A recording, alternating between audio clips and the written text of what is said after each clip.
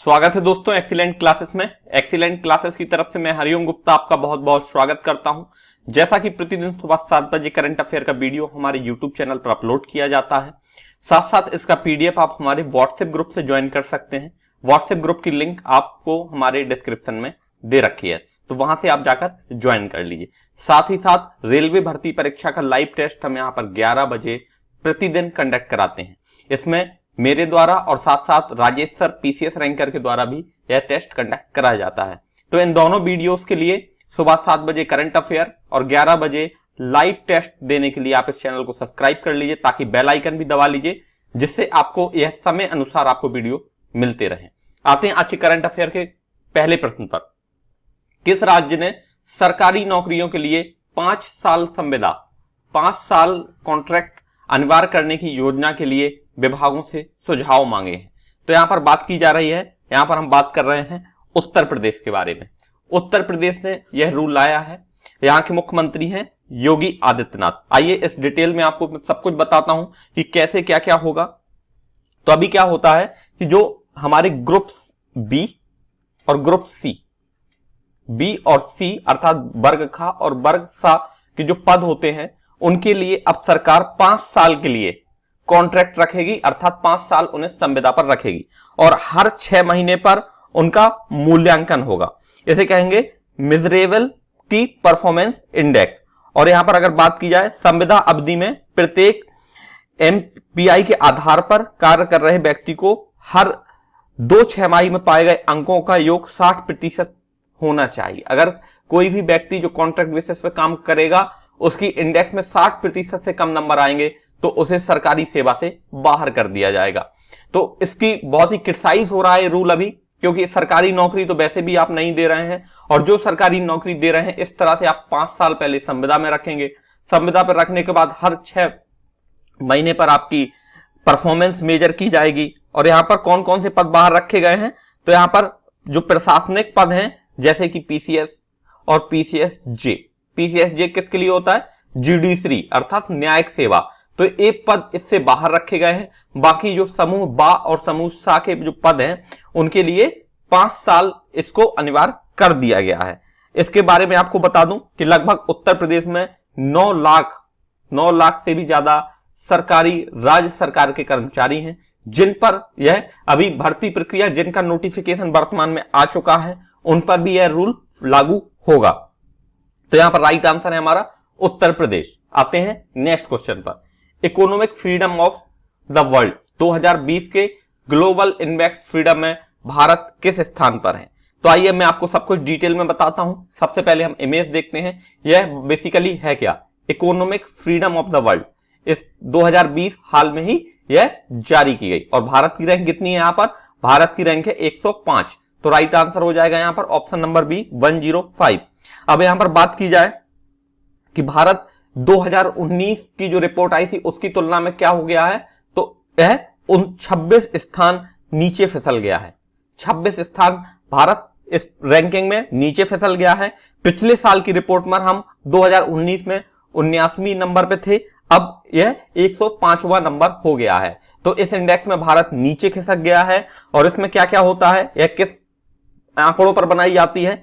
तो इस पर अंतरराष्ट्रीय व्यापार के नए प्रतिबंध और नॉन परफॉर्मिंग असिस्ट पर आधारित यह है। मैं पहले भी आपको बता चुका हूं नॉन परफॉर्मिंग असिस्ट होते क्या हैं। ऐसे बहुत से उद्योगपति जिनने बैंक से भारी भरकम कर्ज ले लिया और बाद में उसको नहीं चुकाया, ये जाके बन जाता है नॉन परफॉर्मिंग असिस्ट। ऐसा वैल्यू, ऐसी असेट जो परफॉर्म नहीं कर रही है। तो इसमें भारत का स्थान 2019 में था और 2020 में हो गया है 105। तो राइट आंसर यहां पर ऑप्शन नंबर बी 105। आते हैं नेक्स्ट क्वेश्चन पर। पूर्व केंद्रीय मंत्री रघुवंश प्रसाद सिंह का निधन 13 सितंबर 2020 को हो गया। वह बेसिकली किस राज्य से थे? तो आपको मैं यहां पर डिटेल से बताता हूं कि यह बेसिकली कहां से थे। तो पूर्व केंद्रीय मंत्री रघुवंश प्रसाद बिहार से थे और इनका हाल में ही कब निधन हो गया है? 13 सितंबर को। आपको मैं इनके बारे में बताऊं, इनकी सबसे पहले आप फोटो देख लीजिए। ये रही आपके फोटो इनकी, रघुवंश प्रसाद सिंह, और यह बेसिकली कहां से हैं? बिहार से। और पहली बार 1977 से इनका राजनीतिक करियर शुरू होता है। 1977 में पहली बार विधायक बने उसके बाद बिहार में कर्पूरी ठाकुर सरकार में मंत्री बने। इसके बाद बात की जाए मनरेगा में, मनरेगा का फुल फॉर्म क्या है? मनरेगा महात्मा गांधी राष्ट्रीय रोजगार गारंटी योजना, महात्मा गांधी राष्ट्रीय रोजगार गारंटी योजना। तो इसके तहत यहां पर इसमें मंत्री रहे हैं मनरेगा में। और यह 2 फरवरी 2006 को देश के 200 पिछड़े जिलों में एक साथ एक कानून इन्होंने लागू करवाया था। और हाल में ही इन्होंने 21 पार्टी से थे, तो बेसिकली यह आरजेडी से थे। आरजेडी किसकी पार्टी है? लालू प्रसाद यादव की। और इन्होंने एंड में इस पार्टी को छोड़ दिया था जब से लालू जेल में चले गए थे, और हाल में ही इनका निधन हो गया है। आते हैं क्वेश्चन नंबर 4 पर। संयुक्त राष्ट्र की संस्था यूनिसेफ ने बाल अधिकार अभियान का सेलिब्रिटी एडवोकेट एक्टर को बनाया है। तो यहां पर संयुक्त राष्ट्र की जो संस्था है जिसका नाम है यूनिसेफ, यूनिसेफ ने अपना सेलिब्रिटी एडवोकेट किसे बनाया है? तो ये बनाया है आयुष्मान खुराना को। ऑप्शन नंबर बी यहां पर सही है। आपको मैं यहां पर बता दूं कि यूनिसेफ जो यूएन की संस्था है, यूएन के चीफ कौन है इस समय? यूएन के चीफ है एंटोनियो गुटेरेस, एंटोनियो गुटेरेस। और इन्होंने हाल में यूनिसेफ किसके लिए काम करती है? बच्चों के लिए। तो बच्चों के बाल अधिकार के लिए सेलिब्रिटी एडवोकेट पर नियुक्त किया गया है आयुष्मान खुराना को।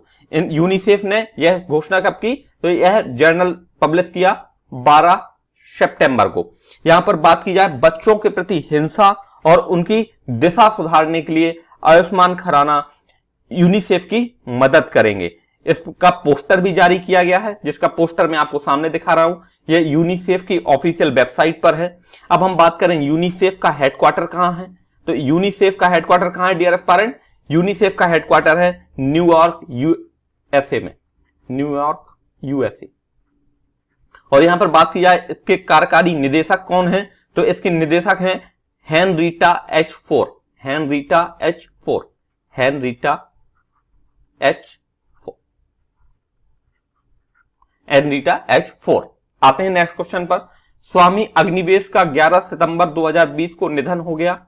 वह किस राज्य से, किस फील्ड से फेमस व्यक्ति थे? तो आज हम इनके बारे में सबको डिटेल से जानेंगे। स्वामी अग्निवेश कौन थे? तो सबसे पहले आप इनकी फोटो देखिए, ये रहे आपके सामने स्वामी अग्निवेश। और बेसिकली ये किस लिए जाने जाते हैं? तो ये सोशल वर्क यानी सामाजिक कार्य के लिए जाने जाते हैं। और हाल में ही इनका 11 सितंबर 2020 को निधन हो गया। इनके बारे में आपको डिटेल से बताता हूं। यह एक बहुत ही मशहूर सोशल कार्यकर्ता, सामाजिक कार्यकर्ता है। और इनका जन्म 21 सितंबर 1939 को आंध्र प्रदेश में हुआ था। 21 सितंबर 1939 में हुआ था। किस स्टेट से बिलोंग करते हैं? बिलोंग करते हैं आंध्र प्रदेश से। इनके बारे में बता दूं, इन्होंने लगभग 200 फैसिस्ट गुंडों पर उन पर हमला किया और उनकी मॉब लिंचिंग हुई। अग्निवेश गंभीर रूप से घायल हुए और काफी दिन तक अस्पताल में रहे। इसके बाद ठीक हो गए, मुश्किल से उनकी जान बची थी। इसके बाद 11 सितंबर 2020 को उनकी 81 वर्ष की उम्र में उनका निधन हो गया। और उनके जीवन और इसमें बहुत ही प्रेरणादायक जीवन इनका रहा है और वह सामाजिक कार्य के लिए जाने जाते हैं। आते हैं नेक्स्ट क्वेश्चन पर। केंद्र सरकार ने किस देश के नागरिकों के लिए वीजा नियमों पर सख्ती दी है? तो यहां पर किस देश के लिए? हाल में ही आपको मैं बताऊं, भारत और चाइना के संबंध ठीक नहीं चल रहे हैं। अभी हमने देखा था ब्लैक टॉप पर एक घटना हुई थी। ब्लैक टॉप पर क्या घटना हुई थी? भारतीय सेना ने चाइनीज सर्विलांस कैमरों को तोड़ दिया था। फिर हमने इसके बाद देखा था भारत और चीन की सीमा पर गोलियां चली थी। यह कहां चली थी? प्योंग से लेके साउथर्न एरिया में, प्योंग से लेके साउथर्न रीजन में। इसके बाद हमने देखा था कि रसिया में दोनों ही देशों के डिफेंस मिनिस्टर की मीटिंग हुई। डिफेंस मिनिस्टर की मीटिंग में 5 पॉइंट्स पर क्या बनी? सहमति बनी। 5 पॉइंट्स पर सहमति बनी। इसके अगले दिन ही चाइनीज मीडिया कहता है कि इंडिया युद्ध चाहता है। इंडिया क्या चाहता है? युद्ध। तो ये कोई भी स्टैंड पर क्लियर नहीं रहता है चाइना। तो चाइना ने हाल में ही, भारत ने क्या किया है, चाइनीज जो नागरिक हैं उनको अगर कोई चाइना जाना चाह रहा है तो वीजा नियमों पर सख्ती कर दी है। तो यहां पर राइट आंसर हो जाएगा ऑप्शन नंबर बी, चाइना। यह बेसिकली गृह मंत्रालय ने व्यापार वीजा देने के दिशा निर्देशों में चीनी नागरिकों के लिए एक विशिष्ट प्रावधान दिया है। आइए नेक्स्ट क्वेश्चन पर चलते हैं। क्वेश्चन नंबर 7 है international day for south south cooperation कब मनाया जाता है? International day for south south cooperation basically यह मनाया जाता है 12 सितंबर को। आपको मैं इसके बारे में डिटेल से बताऊंगा। सबसे पहले आप इनकी फोटो देखिए। UN international day for south south cooperation, basically ये क्या है? द्वितीय विश्व युद्ध के बाद विकासशील देशों के लिए दक्षिण शब्द का प्रयोग किया जाने लगा। 1945 में कब हुई? 1945 में स्थापना हुई थी यूएन की। 1945 के बाद जब विश्व राजनीतिक शब्दावली में उत्तर, अर्थात उत्तर किसको कहा जाता है? विकसित देशों को, और दक्षिण यूएन की शब्दावली में आपको बता रहा हूं यहां पर, दक्षिण से संबोधित करता है किसको? विकासशील देशों को। तो यह दिवस दक्षिण के क्षेत्रों में, जो हमारा साउदर्न रीजन है, उन देशों पर हाल में ही किए गए आर्थिक, सामाजिक और राजनीतिक विकास को चिन्हित करने के लिए यह मनाया जाता है। और प्रतिवर्ष कब मनाया जाता है? तो यह मनाया जाता है 12 सितंबर को प्रतिवर्ष मनाया जाता है। साथ साथ विकासशील देशों के परस्पर सहयोग बढ़ावा देने के लिए संयुक्त राष्ट्र के प्रयासों पर यह प्रतिवर्ष मनाया जाता है। तो जैसे आप देख रहे हैं मैप में, इसका ये सिंबल है। आते हैं क्वेश्चन नंबर 8 पर। क्वेश्चन नंबर 8 है, किस राज्य सरकार ने भारत का सबसे बड़ा पिगरी मिशन लॉन्च किया है? तो पिगरी मिशन से क्या संबंध है? पिगरी मिशन बेसिकली है यहां पर सुअर के मांस में आत्मनिर्भर बनाने के लिए। आप उस प्रदेश के मुख्यमंत्री की फोटो यहां पर देख पा रहे होंगे। यह हमने क्वेश्चन कल के वीडियो में डिस्कस किया था। तो यह है आज का हमारा लकी क्वेश्चन। साथ ही साथ मैंने आपको बताया था कि गोवा से मेघालय राज्यपाल का ट्रांसफर कर दिया गया था, और इनका नाम था सत्यपाल मलिक अब नए राज्यपाल नियुक्त किए गए हैं मेघालय का। तो हाल में पिगरी मिशन किस राज्य में लॉन्च किया गया है, यह आपको बताना है। बहुत ही आसान सा क्वेश्चन है, कल हमने डिस्कस किया था। तो राइट आंसर आप कमेंट सेक्शन में दे दीजिए। आते हैं नेक्स्ट क्वेश्चन पर। यूएन ओपन डबल्स 2020 का खिताब किन महिला खिलाड़ियों के नाम रहा है? तो हाल में ही यह यूएन ओपन डबल्स का खिताब दिया गया है बेरा जोनेबेरा और लारा सेंगमन को। तो यहां पर हमारा राइट आंसर क्या हो जाएगा? यहां पर हमारा राइट आंसर हो जाएगा ऑप्शन नंबर डी, बेरा जोनेबेरा एंड लारा सेंगमन। आइए मैं आपको इसकी फोटो दिखाता हूं। ये रही दोनों खिलाड़ी, बेरा जोनेबेरा और लारा सेंगमन। अब इन खिलाड़ियों को एक कहां की हैं? तो ये दोनों ही खिलाड़ी कहां की हैं? रसिया की हैं, रूस से बिलोंग करती हैं। और यहां पर बात की जाए, यह कई ग्रैंड स्लैम जीतने के बाद चौथी मॉम बन गई हैं। यहां पर बात की जाए टेनिस के इतिहास में अब तक 3 ही ऐसी महिला खिलाड़ी रखी हैं जिन्होंने मां बनने के बाद कई ग्रैंड स्लैम जीते हैं। तो यह बहुत बड़ा अचीवमेंट है। इन तीनों दिग्गज खिलाड़ियों ने ऑस्ट्रेलिया के इवोन गुगलोंग और मार्केट कोर्ट के अलावा बेल्जियम के किम क्लिस्टर्स से यहां पर हाल में ही जीत हासिल की है। और लारा सेंगमन कहां की है? लारा सेंगमन है जर्मनी की, और बेरा जोनेबेरा कहां है? रसिया की। आते हैं नेक्स्ट क्वेश्चन पर। नेक्स्ट क्वेश्चन है हमारा, ब्रेकिंग द कोकून @40 नामक पुस्तक किसने लिखी है? तो यह है आज का हमारा lucky question number 2। Breaking the cocoon @40 नामक पुस्तक किसने लिखी है? तो आइए सबसे पहले मैं आपको फोटो दिखाता हूं।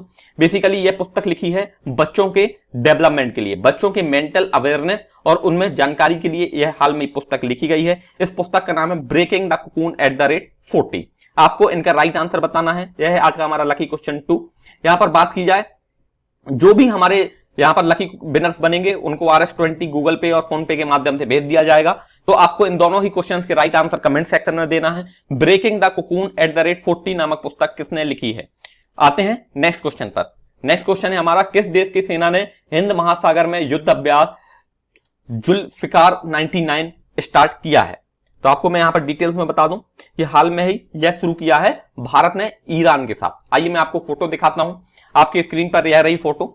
भारत ने ईरान के साथ यह हिंद महासागर में, इंडियन ओशन में जुल्फिकार 90 नामक यहां पर शुरू किया है। अमेरिका और इजराइल से चल रहे तनाव के बीच ईरान ने हिंद महासागर में बम एवं रॉकेट की बारिश कर रहा है, अर्थात वह यहां पर प्रैक्टिस कर रहा है, युद्ध अभ्यास चल रहा है। और यहां पर 11 सितंबर को यह शुरू हो जाएगा। और इसकी थीम अगर पूछी जाए तो इसकी थीम है बचाव के तहत सतत सुरक्षा। आते हैं हमारे आज के नेक्स्ट क्वेश्चन पर। क्वेश्चन नंबर 12, अमेरिकी राष्ट्रपति डोनाल्ड ट्रंप को किस बड़े शांति पुरस्कार के लिए नामित किया गया है? तो यह पुरस्कार कौन सा दिया जा रहा है? नोबेल शांति पुरस्कार के लिए नामित किया गया है। अब आइए इनकी फोटो देखते हैं। ये रहे यूएसए के प्रेसिडेंट डोनाल्ड ट्रंप। अब सबसे मजाक की बात यह है कि यह व्यक्ति आए दिन धमकियां देता रहता है। अब इसको नोबेल शांति पुरस्कार के लिए नामित किया गया है।